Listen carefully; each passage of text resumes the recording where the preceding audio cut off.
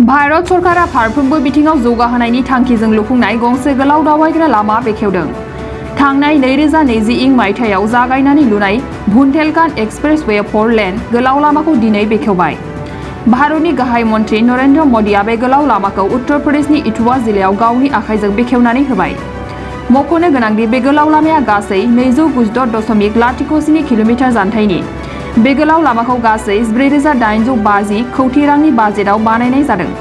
बे गोलाव लामाया उत्तर प्रदेशनि गासै 7 जिल्लाफोराव फोनांजाबगोन होननानै मिथिहोदों।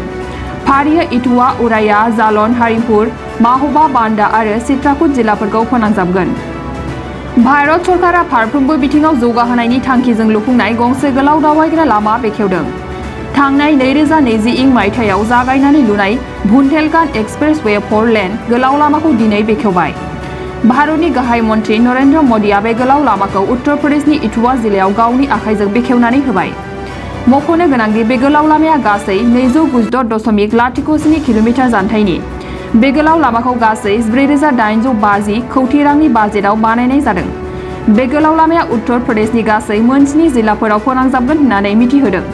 फारियै इटावा, उराया, जालन, हारिमपुर, माहोबा, बांदा आरो चित्रकूट जिल्लाफोरखौ फोनांजाबगोन।